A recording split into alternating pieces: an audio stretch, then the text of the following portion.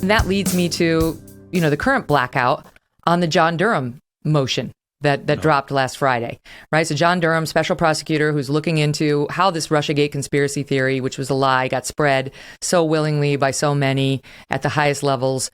And one by one, he's picking people off. And one of the guys he indicted was this guy, Michael Sussman, not long ago, a lawyer who came into the FBI in, I think it was 16, and said, I got some information for you on Trump communicating with this bank. I think he's communicating with this bank and it's bad. It's coming from Trump Tower. And the FBI was like, do you represent anybody? Do we need to know whether you have a conflict of interest? And he was like, me? No, I'm a concerned citizen. I'm Michael Sussman. I just want to do the right thing.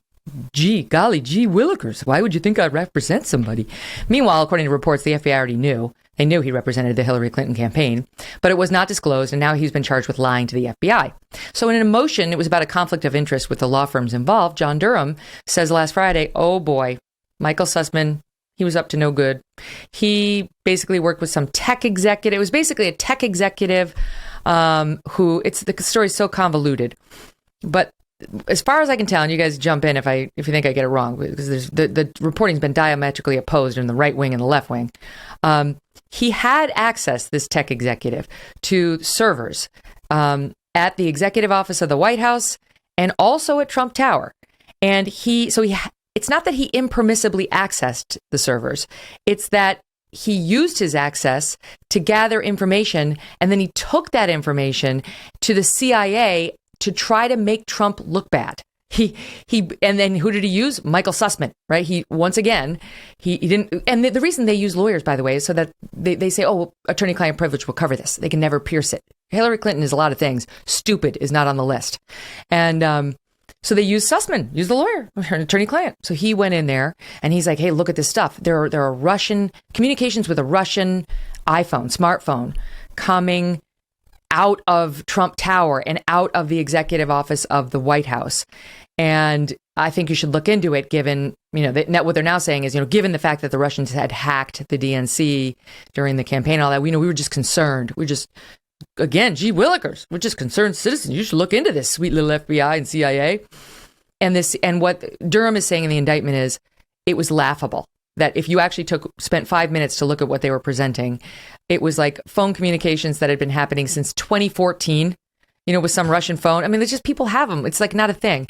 And that they wanted to direct our attention to 3,000 that had happened around Trump Tower. But meanwhile, there were millions that had well predated Trump entering the White House, and on and on. So just a smear campaign that they were trying to orchestrate against Donald Trump. Okay, so that's my long-winded explanation of what I think is happening. But zero coverage from those who were breathless about Russiagate for 2 years. It's unbelievable. This storyline blotted out the sun for 2 whole years. And you're talking about it, Megyn. We're talking about it on our little show. The New York Post wrote about it. But did it lead the New York Times this morning? No. Did it lead the Washington Post? No. Did any network news broadcast cover it? No. And I'm telling you, this is part and parcel of why people do not trust mainstream media, because there is no journalistic curiosity. There are reporters out there who actually are curious, but their corporate overlords are saying, keep your curiosity to yourself, pal. We are not interested in it. We need to protect Democrats. I mean, I think this is a case study in journalism, because you look at the motivation that Sussman had is, I know if I can just create this fake setup and present this, that I'm taking this to the FBI, and I leak just that it's being investigated by the FBI to the New York Times, I guarantee they run with it. And they did. And then you have when Durham says anyone would look at this for 2 seconds and know it's fake, the fact that it persists for 2 years is because there's no journalistic curiosity. No journalist actually tried to figure out, hey, this is kind of ridiculous. Instead, we had Time Magazine that was like covering the cover with the White House is being taken over by Russia.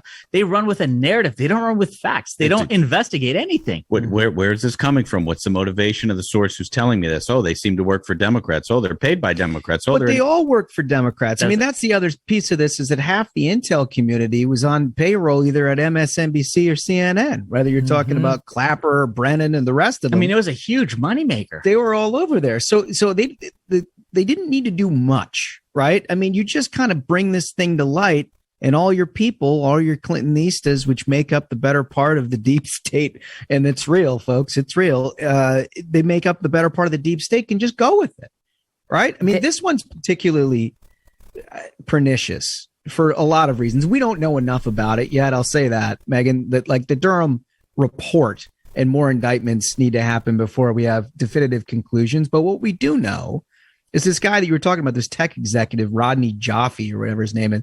This is a guy who had a government contract to try to help intelligence agencies combat hacking, essentially, right? So, I mean, I guess he's a relevant person around the time that Russia literally did do a fair amount of hacking. Yeah, they did. To talk to, right? But the problem is that somehow with Sussman, I don't know if it's him going to Sussman or Sussman going to him. All I know is this guy seemed to want a job in the Clinton administration, and boy, oh boy, Sussman seems like a pretty good guy to talk to about that. Well, right? and here's the other thing. If it was so innocent, Josh, right? If this guy, why bring in Sussman at all, right? Why not just go directly and say, I found something. Why bring in Sussman, who he knew was the Hillary Rodham Clinton campaign's lawyer? And if Sussman was so innocent, why not tell the FBI you're working for her? Why did he not disclose it? You just wouldn't conceal that unless you felt like there was something you were trying to conceal, right? I mean, it just is obvious. And he wanted the intel agencies to open up an investigation. He wanted the intel agencies to start spying on Trump. This was the bait. This was the trap that he and his bosses were laying. And, you know, it was definitely Sussman and this tech executive. And from what we know from John Durham, on the behalf of Hillary Clinton, though that piece of the story that loop has yet to be closed. Yeah. Well, they had a pretty good track record of success, if you recall, because just a few months earlier, they used the Steele dossier, which was paid for by the Clinton campaign, to persuade the FBI to open a case in the first place. Right. So this is just the next logical step. That's exactly right, that they knew that the FBI could be exploited because they knew what the FBI's politics were, and they expected them to jump at this just like they jumped at the last piece of information. But bizarrely, for once, they didn't. Even the FBI was like, this isn't so persuasive. Like these numbers, if you look at them, these aren't so good. This, like I said, it went well back before Trump was anywhere near the executive office of the White House. And, this doesn't seem like a Trump talking to Putin on some, banana phone in the basement. And I mean, I think there should absolutely be a reckoning in the media for what has been foisted upon the American people for years. This was absolute lies, this conspiracy theory that was reported as news. And the absurdity of you could have a guy who was an intern making the coffee at the FBI, and CNN would put him on primetime about, what's your analysis about Russia? Do you believe that the KGB and Putin are working with President Trump? It was a moneymaker for so many people. How many book deals were out there? Yeah. How many people got promoted being journalists pushing more of this garbage? Look, Smug, I think there is a reckoning in the media, and I think it has come in the form of Joe Rogan. I think it has come in the form of Megyn Kelly, and I think it has come in small way in the form of the Ruthless variety program. Yeah, right. We have an audience. And they don't have That's to, right. There's nothing they can say about it. That's right. And program, all they try to do in that instance is try to shut down all opponents. They're like, they want to get Joe Rogan. The Joe Rogan thing is an apt place to go because look at how the White House, okay, it wasn't just, left-wing media and left-wing pundits. The White House weighed in on Joe Rogan, encouraging big tech to censor him. I mean, there are serious First Amendment concerns when that happens. The press shrugged its shoulders. The press wanted the same thing. The same press that lied to us with zero accountability about Russiagate for 2 years. And whether you like Trump or you don't like Trump, you cannot argue that they didn't seriously undermine his presidency. They actively worked to undermine his presidency and the trust of the American people in our commander in chief without ever owning it. And then they want us to believe them when they look at Joe Rogan and say, disinformation, misinformation, that we cannot brook. That is a bridge too far. We, the truth tellers, the ones who see the apple, we know where the line gets drawn. No one believes you anymore. Yeah. Well, I think that the scariest thing that's happened in the last couple of years is the consolidation of power amongst the media, which considered itself the champions of the First Amendment, titans of business, tech industry, all the purveyors of information in this country to basically become state actors, right?